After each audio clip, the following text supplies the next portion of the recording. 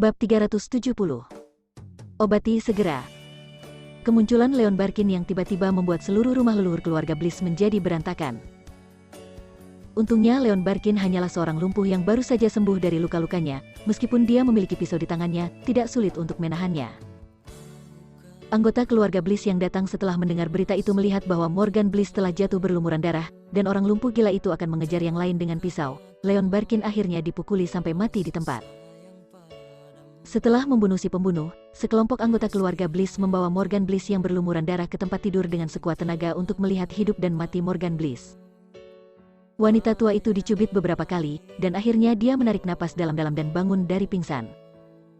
Morgan, aku ingin melihat cucuku yang berharga. Wanita tua itu menangis dengan cemas begitu dia kembali, dan beberapa keluarga buru-buru membantunya berdiri, dengan gemetar berjalan ke samping tempat tidur Morgan Bliss. Nyonya tua, jangan khawatir, Morgan Bliss belum mati, masih bernapas. Seorang anggota keluarga Bliss mengendus napas Morgan Bliss dan menarik tangannya. Morgan Bliss memiliki total 5 luka tusukan. Karena Morgan Bliss telah menyusut menjadi bola ketika dia ditikam, hanya ada 1 luka tusukan yang parah. Di perutnya, luka tusuk lainnya semua jatuh di bahu, punggung dan anggota badan. Kenzie, selamatkan dia dengan cepat. Wanita tua itu tiba-tiba teringat bahwa Kenzie adalah seorang dokter jenius, dan buru-buru menoleh dengan wajah mendominasi. Kenzie melirik wanita tua itu, dan bertanya kembali, baru saja Anda dan Morgan Bliss bekerja sama untuk berurusan dengan saya, apakah menurut Anda saya akan menyelamatkannya? Dia menyelamatkan wanita tua itu tadi malam, dan Kenzie masih sangat kesal. Sekarang, menyesal, kisah petani dan ular semacam ini, dia tidak ingin mengulanginya pada dirinya sendiri. Wajah wanita tua itu gemetar karena marah, dan setelah beberapa saat, dia berkata dengan kejam, Kenzie, kamulah yang membunuh cucuku? Kenzie berkata dengan ringan, Nyonya tua, jangan bicara omong kosong. Morgan Bliss ditikam 5 kali oleh Leon Barkin dan akan segera mati. Kamu harus menemukan cara untuk menyewa dokter yang pintar untuk merawat cucumu sesegera mungkin. Ngomong-ngomong, aku hampir lupa mengingatkanmu. Jika ingin menyewa dokter, Anda harus menyewa dokter yang tahu cara mengobati luka tusuk dan detoksifikasi. Kenzie berhenti, melipat tangannya di dadanya, dan menunjukkan postur menonton dengan santai, karena menurut adegan, dilihat dari situasinya, luka tusukan tidak fatal, tetapi luka tusukan sedikit bau dan hitam, dan ujung senjata pembunuh memiliki cahaya biru, yang jelas berarti bahwa Leon Barkin telah meracuni pisau itu. Pisau diracun. Beberapa anggota keluarga Bliss terkejut dan pergi untuk melihat luka Morgan Bliss. Seperti yang dikatakan Kenzie, lukanya sedikit bau dan hitam, dan seseorang mengambil senjata itu dan membawanya. Juga, seperti yang dikatakan Kenzie, ujung pisaunya bersinar biru. Wanita tua itu bahkan lebih cemas, menahan amarahnya dan bertanya, bisakah Anda memberitahu jenis racun apa ini? Apakah Morgan masih selamat? Kenzie batuk ringan dan berkata, karena wanita tua bertanya seperti ini, maka saya akan menjawab Anda dengan jujur. Racun yang ditanamkan pada pisau ini seharusnya adalah pohon panah beracun yang biasa digunakan dalam pertempuran senjata dingin kuno, juga dikenal sebagai pohon gunting. Ini adalah tanaman yang sangat beracun. Getah putih susu yang ditanamkan pada senjata dapat memiliki efek menyumbat tenggorokan dengan darah. Beberapa anggota keluarga Bliss ketakutan dan bertanya, tenggorokan disumbat dengan darah? Orang dahulu menggunakan darah untuk menyumbat tenggorokan, yang secara alami memiliki alasan tertentu. Karena racun ini tidak hanya ganas, tetapi juga menyerang dengan sangat cepat. Jika Anda terkena racun ini, jantung Anda akan berhenti berdetak dalam waktu sekitar 20 menit, yang berarti jantung Morgan Bliss akan berhenti berdetak. Ini sangat mungkin bahwa dia akan meninggal bahkan tanpa melihat wajah dokter. Kenzie mengatakannya dengan ringan, seperti seorang pendongeng, tetapi semua orang di keluarga Bliss bergidik ketika mereka mendengar ini, merinding di sekujur tubuh. Seorang anggota keluarga Bliss berkata dengan suara tanpa suara, racun yang sangat kuat, itu tidak boleh dibiarkan lama-lama. Bahkan jika Morgan Bliss dikirim ke rumah sakit segera, itu akan terlambat. Ya, begitu banyak darah, masih diracuni oleh racun yang begitu parah, Morgan Bliss 100% mati. Banyak keluarga mulai berdiskusi dengan berantakan, dan beberapa orang bahkan berbisik dengan tidak tepat, jika Morgan Bliss mati, maka pengaturan personel perusahaan, apa yang akan terjadi dengan rencana wanita tua itu? Diam. Morgan Bliss belum mati. Jika kamu mengatakan sesuatu seperti ini, hati-hati wanita tua itu akan memarahimu. Wanita tua itu menggigil dengan marah ketika dia mendengar ucapan ini. Diam kalian semua. Siapapun yang berani berbicara omong kosong, aku akan segera mengusirnya dari keluarga Bliss. Wajah wanita tua itu penuh amarah, dan banyak anggota keluarga Bliss terdiam. Wanita tua itu menoleh ke Kenzie, menahan amarahnya, dan berkata, kamu mengatakan begitu banyak, hanya untuk memberitahuku bahwa sekarang hanya kamu yang bisa menyelamatkan Morgan Bliss. Apakah kamu bersedia menyelamatkan cucuku?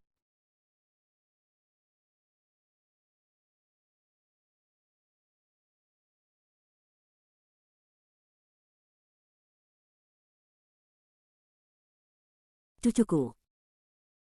Kenzie meliriknya setelah mendengar ini, dan harus mengakui bahwa meskipun wanita tua itu kejam dan licik, wanita tua itu sangat cerdik dan bisa dikatakan dewasa. Sekarang wanita tua itu menjelaskan semuanya, Kenzie tidak akan lagi berputar-putar. Dia melirik Aurora Bliss, yang masih ketakutan, dan menariknya ke sisinya. Syaratku sangat sederhana, jangan paksa Aurora Bliss, dan jangan usir keluarga Aurora Bliss dari keluarga Bliss, dan jangan ganggu hubunganku dengan Aurora Bliss. Wanita tua itu melirik Aurora Bliss setelah mendengar ini. Aurora Bliss takut dengan ekspresi suramnya. Matanya memerah dan menundukkan kepalanya. Wanita tua itu diam-diam marah. Dia benci bahwa Aurora tidak pernah membuat suara untuk meminta Kenzie untuk menyelamatkan Morgan Bliss. Dia menanggungnya dan langsung setuju, oke. Mulai hari ini dan seterusnya, saya tidak akan pernah mengganggu apa yang terjadi pada Anda dan Aurora. Saya juga berjanji bahwa saya tidak akan pernah mempermalukan keluarga Aurora, saya juga tidak akan mengusir Aurora dari keluarga Bliss. Sekarang ambil tindakan segera dan selamatkan cucuku. Dalam kalimat terakhir wanita tua itu, tidak dapat menyembunyikan rasa jijiknya, menggunakan nada memerintah kepada Kenzie. Setelah mendengar ini, Kenzie tidak terburu-buru untuk mengambil tindakan, dan tidak berkata dengan lembut atau keras, tolong izinkan saya untuk mengambil kebebasan untuk mengatakan bahwa jaminan Anda tidak berdasar, dan saya tidak dapat mempercayainya. Saya sangat khawatir ketika saya menyelamatkan Morgan Bliss, Anda membenci saya, dan Anda memalingkan wajah Anda dan tidak mengenali siapapun. Mendengar ini, wanita tua itu sangat marah sehingga wajahnya menjadi hitam, dan dia hampir mengangkat tongkatnya untuk memukul seseorang. Dia menahan napas dan berkata, Kenzie, jangan pergi terlalu jauh. Apa yang Anda katakan di depan begitu banyak keluarga? Apakah kepala keluarga saya yang bermartabat tidak tahu menepati kata-kata? Kenzie tidak memberinya wajah sama sekali, mengangguk, saya pikir itu sangat mungkin. Jangan lupa, Nyonya tua, trik lama Anda sangat kuat. Anda membuat Aurora Bliss merasa pusing, dan menderita kerugian bukan hanya sekali atau dua kali. Jika Anda ingin meyakinkan saya, apa yang Anda katakan tidak masuk hitungan, kecuali Anda mengambil tindakan dan membiarkan Aurora Bliss menjadi ketua perusahaan. Setelah mengatakan ini, ada keributan di aula. Dia ingin Aurora Bliss menjadi ketua? Ambisi yang sangat besar. Banyak anggota keluarga Bliss, termasuk Aurora Bliss, Renal Bliss, dan Mulan Rante, semuanya tercengang. Di hadapan banyak mata aneh, Kenzie tidak menjelaskan dan tampak tenang. Bahkan, dia harus menggunakan Aurora Bliss untuk melindungi hubungan antara Aurora Bliss dan dia dari kehancuran oleh wanita tua, dan untuk melindungi Aurora Bliss diganggu dan ditindas oleh wanita tua itu dan Morgan Bliss serta kerabat lain dari keluarga Bliss di masa depan. Dia harus bergerak, menyerang, dan bertahan. Hanya setelah memenangkan posisi ketua dan mengendalikan jalur kehidupan ekonomi keluarga Bliss dan perusahaan, wanita tua, Morgan Bliss dan Jenny Bliss dan orang lain dari keluarga Bliss, mereka akan tahu bagaimana menahan diri dan sepenuhnya menghormati Aurora Bliss. Jika tidak, semuanya hanya omong kosong. Wajah wanita tua itu berkedut karena marah, dan dia menggertakkan giginya, Kenzie, aku sudah tahu bahwa kamu adalah penjahat dengan ambisi serigala. Kamu tidak hanya ingin menikahi cucu dari keluarga Bliss, tetapi juga ingin menempati perusahaan keluarga Bliss. Aku tidak akan membiarkanmu berhasil. Kenzie membujuk dengan acuh tak acuh, Nyonya tua, jangan bicara omong kosong. Waktu hampir habis, cucumu yang berharga tidak bisa menahannya lebih lama lagi. Jika Anda ingin saya menyelamatkannya, cepat ambil transfer ekuitas, jika Anda tidak mau, maka berdoa dan ucapkan selamat tinggal padanya. Kenzie mengatakan apa yang dia katakan, berbalik dan pergi. Nyonya Bliss mengawasinya berjalan keluar dari pintu dengan kebencian di hatinya, dan gigi belakangnya akan hancur. Tapi ada pepatah yang bagus, yang lebih rendah dari dua kejahatan. Dibandingkan dengan Aurora Bliss yang memegang perusahaan keluarga Bliss, dia lebih peduli dengan kehidupan Morgan Bliss.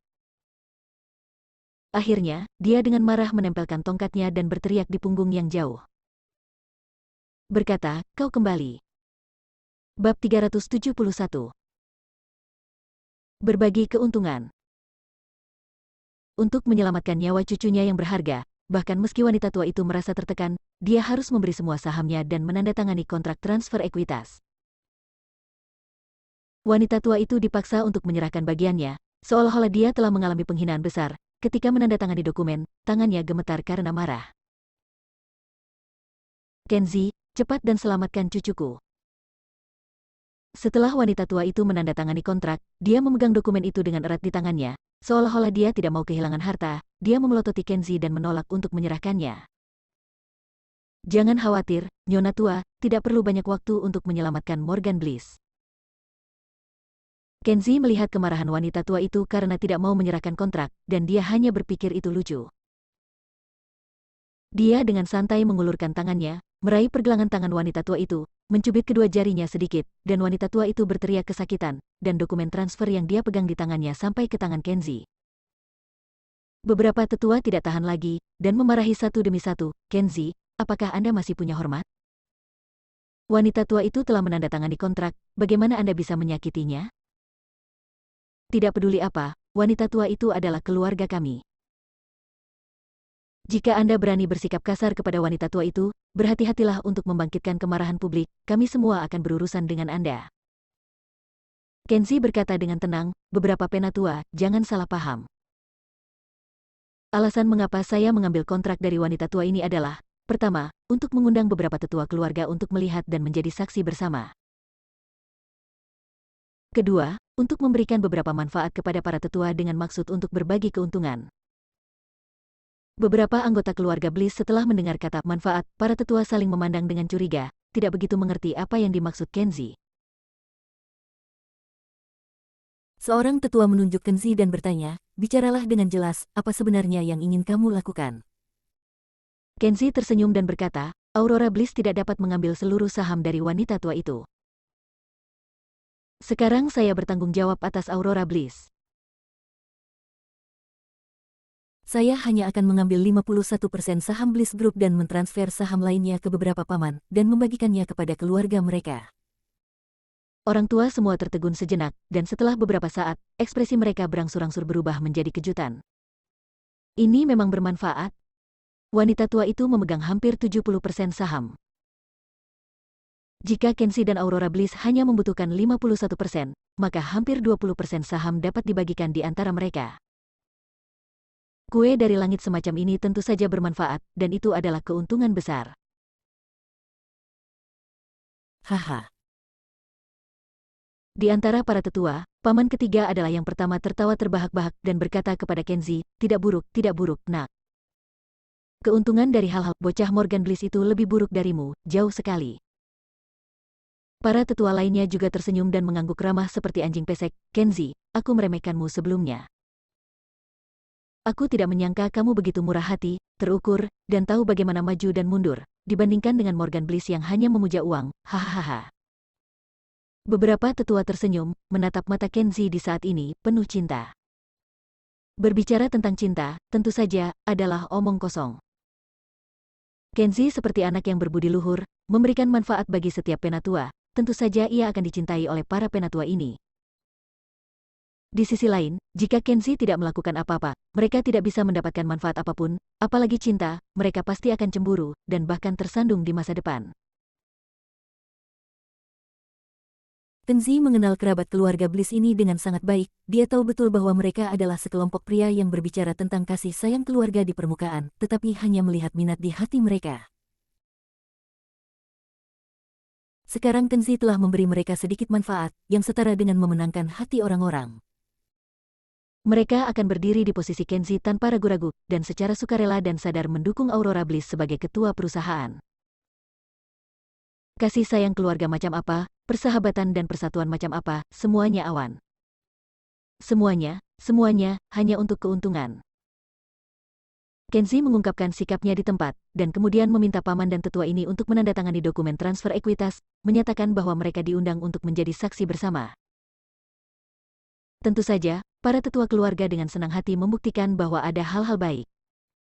Mereka tersenyum dan dengan rendah hati mengucapkan beberapa patah kata. Mereka segera menandatangani dokumen transfer dan menambahkan cap jempol. Dokumen transfer ekuitas yang Nyonya Bliss diambil dan dibuat menjadi kotak besi yang tidak dapat diubah di depannya. Nyonya Bliss melihat di matanya dan membenci giginya.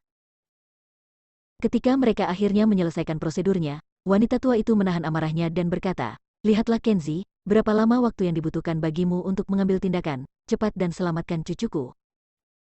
Jika Morgan Bliss memiliki 3 kekuatan dan 2 kelemahan, tulang tua saya pasti bertarung dengan Anda." Jangan katakan hal seperti itu, Anda orang tua, Anda adalah nenek Aurora, yaitu, nenek saya, bagaimana saya bisa membuat orang tua seperti Anda bertarung dengan saya? Kalau begitu aku tidak tahan. Kenzi menahan tawanya. Bah, aku bukan nenekmu, cepat selamatkan orang. Wanita tua itu menggertakkan giginya dan ingin mengangkat kruknya untuk memukuli orang. Kenzi memperkirakan bahwa jika dia tidak mencoba menyelamatkan orang-orang, wanita tua itu akan sangat marah sehingga dia akan muntah darah. Jadi dia berhenti menunda dan berkata kepada para tetua, "Paman ketiga, saya ingin merepotkan Anda dengan satu hal. Pergi ke rumah pertanian di sekitar. Kumpulkan abu jerami yang dibakar, lalu dapatkan kotoran ayam, sebaiknya kotoran ayam kering." Kotoran ayam? Beberapa paman dan paman ketiga tertegun sejenak, bisakah benda ini menyelamatkan orang? Kenzi mengangguk dan berkata, "Ya, kotoran ayam. Kotoran ayam kering disebut kotoran ayam putih dalam pengobatan tradisional. Ini memiliki efek air, pelepasan panas, angin dan detoksifikasi. Dapat digunakan bersama dengan abu jerami untuk menekan racun dalam tubuh Morgan Bliss." "Oh, bagus." Beberapa paman dan paman ketiga mengangguk, dan berbalik untuk pergi. "Tunggu, kami akan segera menemukannya." Tetapi sebelum paman kedua melangkah keluar dari pintu, dia tiba-tiba teringat sesuatu, berbalik dan berkata, "Kenzi, aku ingat kamu tadi malam merawat wanita tua itu dengan akupuntur dan pijat, dan juga menggunakan beberapa terapi tenaga dalam untuk menyelamatkan wanita tua itu. Kamu memiliki keterampilan medis yang luar biasa, mengapa kamu harus melakukan hal-hal seperti kotoran ayam yang menjijikan?" Kenzi meliriknya setelah mendengar ini, dan kemudian berkata tanpa ekspresi, "Paman ketiga, tidak perlu bagimu untuk bertanya lebih banyak tentang bagaimana dokter mengobati penyakitnya. Cepat pergi, Morgan Bliss harus ditolong." Sebenarnya, dengan kemampuan Kenzi, dia memang bisa menggunakan energi sejatinya untuk menyelamatkan Morgan Bliss dengan cepat, tetapi dia menyimpan dendam dan memiliki prasangka terhadap Morgan Bliss, jadi dia enggan untuk melakukannya dan berusaha lebih keras ke Morgan Bliss. Menggunakan beberapa kotoran ayam, abu jerami, dan lain-lain. Tidak hanya membuat orang jijik, tetapi juga bisa menyelamatkan orang, itu tepat untuk Morgan Bliss. Paman ketiga dari keluarga Bliss tidak dapat mengatakan apapun, dia mengangguk, tanpa syarat mematuhi pengaturan Kenzi, dan dengan cepat berlari keluar rumah untuk mencari kotoran ayam. Rumah leluhur keluarga Bliss terletak di pinggiran kota, dan ada banyak peternakan yang memelihara ayam dan menanam padi. Kedua tetua keluarga Bliss pergi keluar untuk menjalankan tugas dan dengan cepat menemukan kotoran ayam dan abu jerami. Di bawah bimbingan Kenzi, keluarga Bliss menumbuk kotoran ayam, dicampur dengan abu rumput layu, cuka putih dan membuat pasta bau, setengahnya digunakan untuk mengolesi luka Morgan Bliss, dan setengahnya lagi diencerkan dengan cuka putih, merangsang Morgan Bliss di hidungnya dan menuangkannya langsung ke dalam dirinya. Morgan Bliss yang malang dibangunkan oleh sesuatu yang asam dan menjijikkan saat dalam keadaan koma. Perasaan asam itu menyebabkan Morgan Bliss tiba-tiba duduk seperti orang sekarat dan muntah di samping tempat tidur. Pada akhirnya, Kenzi bahkan tidak menggerakkan tangannya, dia hanya mengatupkan tangannya di dadanya dan menonton dengan tidak tergesa-gesa. Melihat wanita tua itu menamparkan punggung Morgan Bliss dengan tidak sabar, Kenzi berkata dengan acuh tak acuh, "Oke, racunnya hampir hilang. Saya sudah selesai dengan pekerjaan saya, saatnya untuk pergi." Semua hal-hal hanya ditangani oleh beberapa anggota keluarga Bliss, dan Kenzi hampir tidak melakukan apa-apa. Ketika semua orang melihat bahwa dia akan pergi, mereka tidak bisa tidak berkata, "Kenzi, mengapa kamu pergi?" Apa yang harus Morgan Bliss lakukan, dan luka tusukannya masih berdarah. Kenzie menguap dengan malas dan berkata sambil berjalan, selanjutnya, bawa dia ke rumah sakit. Dia menarik Aurora Bliss yang tidak tahu harus berbuat apa, melangkah keluar dari pintu. Jangan khawatir, dia tidak akan mati jika berdarah sedikit, rumah sakit akan menanganinya. Melihat bahwa dia menyelamatkan orang dengan acuh tak acuh, beberapa anggota keluarga Bliss saling memandang, tidak tahu harus berkata apa.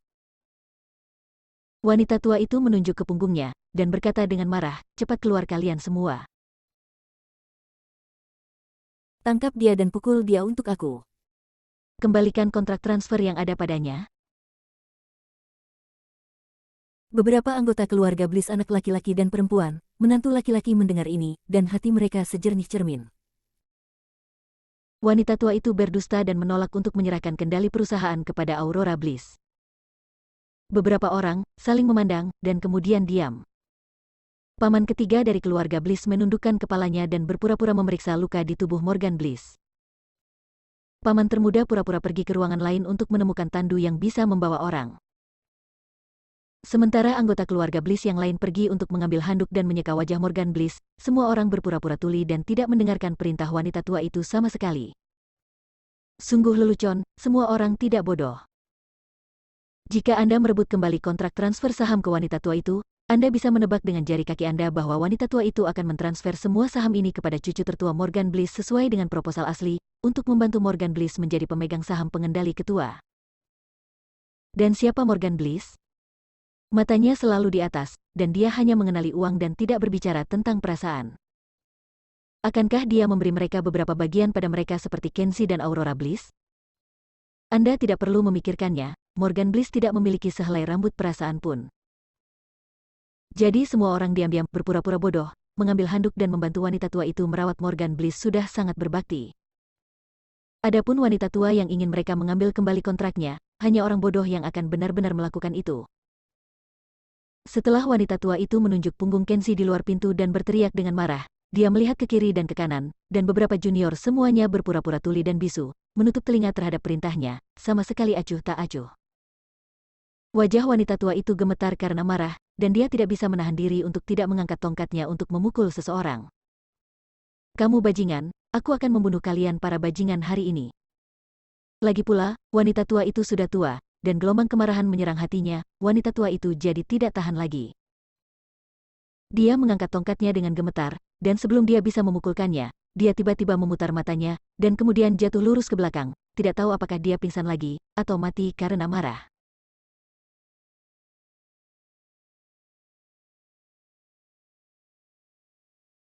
Marah. Bab 372. Kamu adalah satu-satunya milikku dalam hidupku. Hahaha, hahaha. Sejak kembali ke rumah, tawa serakah Mulan Rantai telah mengambang bola-bali di ruang tamu. Aurora secara tidak sengaja menjadi ketua perusahaan keluarga Bliss, dan Mulan Rantai tertawa lebih dari satu kali, berjam-jam, hampir menjadi gila. Bagus, sangat bagus. Keluargaku akhirnya mengangkat kesombongan mereka dan menjadi kaya di masa depan. Kenzie tidak bisa melihat wajah serakah ibu mertuanya, jadi dia naik ke atas lebih awal dan kembali ke kamarnya. Aurora Bliss juga tidak menyukai wajah puas ibunya, jadi dia mengerutkan kening dan membujuk beberapa kata, tetapi Mulan Rantai tidak mendengarkan sama sekali, jadi dia mengambil ponselnya, berjalan ke atas, dan kembali ke kamar untuk menemukan Kenzie. Di dalam kamar, Kenzie melepas bajunya dan hendak pergi ke kamar mandi untuk mandi. Setelah Aurora Bliss membuka pintu, Kenzie baru saja melepas celananya. Ketika dia melihat Aurora Bliss masuk, dia menjadi tak terbiasa dan dengan cepat mengangkat celana yang dia lepas.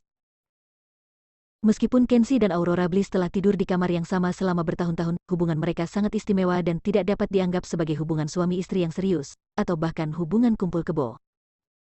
Lebih longgar daripada pria biasa dan wanita, tetapi lebih ketat dari hubungan antara kekasih. Apakah kamu ingin mandi juga? Kamu ingin mandi duluan, aku akan mandi setelah kamu. Kenzie mengangkat bahu, bagian atas tubuhnya telanjang, pada pandangan pertama, dia seperti pria seksi. Aurora Bliss tersipu cantik, lalu mengambil inisiatif untuk berjalan, duduk di samping tempat tidur dan berkata, Kenzie, ada sesuatu yang ingin kukatakan padamu. Kenzie setengah bercanda berkata, aku baru saja berendam dalam air panas, dan tubuhku baunya seperti keringat, mengapa kamu tidak menunggu dan biarkan aku mandi dulu? Kenzi mengambil pakaian dan celananya dan berjalan ke kamar mandi. Dia tahu bahwa Aurora Bliss memiliki banyak pantangan, yang terpenting adalah dia kecanduan kebersihan. Aurora Bliss memperhatikannya pergi ke kamar mandi, dan tiba-tiba tersipu dan mengikuti, "Kenzi, aku." Suara itu menjadi semakin tipis, dan pada akhirnya, Aurora Bliss menundukkan kepalanya dengan malu-malu, dan berkata menjadi tidak terdengar. "Jika kamu ingin saya menemanimu, saya dapat menyekap punggungmu dan mandi denganmu." Kenzi hampir terkejut ketika dia mendengar ini, seolah-olah dia melihat monster, terkejut memandangnya. Anda harus tahu bahwa ideologi Aurora Bliss jauh lebih konservatif daripada gadis-gadis biasa. Meskipun dia tak tertandingi dan cantik, dia adalah bunga yang terkenal di dunia bisnis, tetapi karena gaya keluarga yang ketat dan pendidikan yang sangat tradisional, Aurora Bliss tidak akan pernah keluar dari tindakan, bahkan berpikiran yang keterlaluan. Tapi sekarang, Kenzi tidak bisa tidak bertanya-tanya, apakah Aurora Bliss minum obat yang salah? Aurora Bliss sepertinya tahu keraguan di hatinya, jadi dia mengumpulkan keberaniannya, mengangkat kepalanya dan berkata, Jangan kaget, saya hanya berpikir bahwa tanpa Anda, orang tua dan ibu saya, tidak akan tahu apa yang akan terjadi. "Jika bukan karena Anda, orang tua saya dan saya tidak akan pernah bisa mengangkat kepala kami di keluarga Bliss. Jika bukan karena Anda, apalagi menjadikan saya ketua perusahaan yang memegang keluarga, bahkan posisi presiden dan wakil presiden tidak akan mungkin bagi saya. Jadi saya memutuskan, mulai hari ini, saya akan secara resmi memperlakukan Anda sebagai laki-laki saya. Mari kita mulai dengan mandi. Saya ingin menjadi seperti istri yang lembut dan perhatian yang melayani laki-laki saya." Kenzi setelah mendengar ini, saya akhirnya mengerti. Setelah melakukannya untuk waktu yang lama, Aurora Bliss keluar dari rasa terima kasih dan ingin membalasnya dengan menunggunya mandi, yang juga bisa dikatakan sebagai hadiah. Lagi pula, bagi seorang pria, seorang wanita cantik memperlakukan dirinya sebagai hadiah, yang merupakan hadiah terbaik bagi seorang pria. Namun, Aurora Bliss tidak seperti biasanya hari ini, bertindak sangat proaktif, bahkan sedikit enggan, yang membuat Kenzi merasa sangat tidak nyaman. Dia menekan rasa malu di hatinya dan berkata, "Istriku tersayang, kamu melihat bahwa kita berdua sudah dewasa dan sudah menikah, jadi tidak perlu malu begitu. Mari kita bicara tentang mandi, kamu adalah istriku, dan bukan wanita pijat di toko sauna, jadi tidak perlu malu dan datang ke sini untuk melayaniku. Tidak apa-apa untuk melakukan hal-hal seperti menyekap punggungku." Omong-omong, Kenzi tersenyum bersalah, dan dalam senyum itu, ada rasa yang tak terlukiskan. Dapat dilihat bahwa Kenzi belum siap secara mental, ketika Aurora Bliss tiba-tiba ingin menunggunya untuk mandi tanpa peringatan. Pada saat ini, hati Kenzi tidak memiliki keinginan hasrat tetapi hanya gugup dan gelisah. Namun, wanita begitu aneh, ketika seorang wanita memiliki niat untuk berinisiatif menunjukkan kebaikannya kepada seorang pria, semakin pria tidak menginginkannya, semakin wanita itu akan bersikeras untuk memberikannya, dan pria itu tidak diperbolehkan untuk menolaknya. Aurora Bliss menarik napas dalam-dalam dan mengumpulkan keberanian untuk bertanya, Kenzi, kita telah bersama selama lebih dari 3 tahun, bukankah kamu selalu ingin bercumbu denganku dan membuat hubungan kita lebih intim? Mengapa sekarang saya bersedia menunggu Anda untuk mandi, tetapi Anda enggan dan tidak mau? Pertanyaan ini adalah poin yang bagus, dan untuk sementara, Kenzi tidak bisa menjawab. Melihat dia tidak bisa menjawab, Aurora Bliss berhenti berbicara, mengangkat tangannya, dan mencoba membuka kancing di dada kemeja putihnya. Hei, apa yang ingin kamu lakukan? Kenzi tiba-tiba panik, dan dengan cepat mengulurkan tangan untuk menghentikannya, kemeja putih di tubuhnya diikat erat, dan begitu kancingnya dibuka, aura anggun akan menyebabkan dirinya mimisan. Jangankan bicara tentang mandi bersama, melihat saja bisa bikin jatuh saja ke tanah dan pura-pura mati. Aurora Bliss mengangkat mata Phoenix-nya dengan tidak dapat dipahami, matanya berkabut, Kenzi, mengapa kamu tidak mau? "Kamu adalah lelakiku, aku wanitamu, aku ingin melayanimu di kamar mandi sekarang, bukankah ini bagus? Kenzi, ada beberapa hal yang ingin kukatakan padamu dengan jelas. Sebelumnya, aku tidak baik padamu, aku sangat kasar padamu, dan aku sering meremehkanmu. Bahkan aku tidak tidur bersamamu, aku memperlakukanmu sebagai sampah. Bahkan ada banyak waktu ketika aku menyesal bahwa aku tidak seharusnya bertemu denganmu dalam hidupku. Tapi hari ini, kamu telah membuatku melihat satu hal sepenuhnya. Kamu adalah pria yang baik dan pria terbaik di dunia. Hanya kamu yang tulus padaku. Nenekku tidak, bahkan ibu kandungku, di mata mereka, selalu orang luar yang ingin menikahiku, hanya menggunakan nilai, tidak memikirkan perasaanku. Hanya kamu, yang tinggal di sisiku saat aku tinggi, tetap di sisiku saat aku jatuh, diam-diam membantuku, tidak pernah mengharapkan imbalan apapun. Aku akhirnya mengerti sekarang, hanya kamu satu-satunya milikku dalam hidup ini. Setelah mengatakan itu, tumpukan emosi di hatinya meletus seperti gunung berapi, dan Aurora Bliss bergegas ke pelukannya dengan air mata, memeluk lehernya erat-erat. Dia mengangkat wajahnya yang merah, bibir ditekan untuk memberi ciuman.